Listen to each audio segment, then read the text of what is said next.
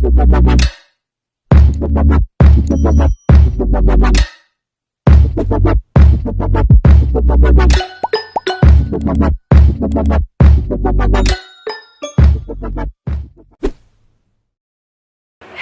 guys! Hello mga ka-Irene!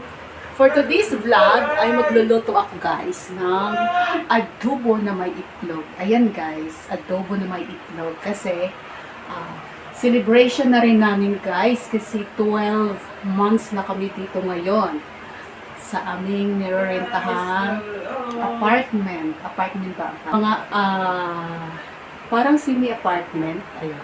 Celebration lang namin siya guys, kaya nagluluto. Kita ko yung basyo namin. Hindi kami mahilig sa soft drink. Kaya. So yan, papakita ko sa inyo guys.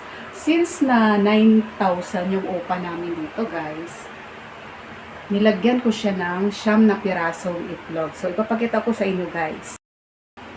Ayan po siya guys, ang ulam for today.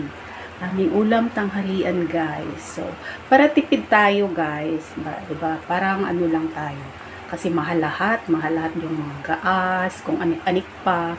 So, sinabay ko na dyan paglaga yung, habang nilalaga ko yung karing baboy. So, sinabay ko na yung 9 na pirasong itlog. Ayan. 9 na pirasong itlog. Kasi 9,000 yung upa namin dito guys. Naka 12 months na kami. So 100,000 plus na yung inupa na namin dito guys. Diba? Ang bilis lang, parang kailan lang kami dito. So ayun guys. Happy lang ako. At saka unang-una sa lahat, thankful ako kasi sama-sama kami dito ng mga anak ko. Ayan, 2 kong anak. Ang aming alagang aso. Ayan, papakita ko sa inyo guys ang aming alagang aso. Ayan. Ayan yung aming aso na mabait guys. Hindi ka kasali na. Ayan si Pomi. Tulog siya. Hi. Hello. Hi. How are you today? Hi Pomi. Bakit ang ganda ng video mo nung nakaraan?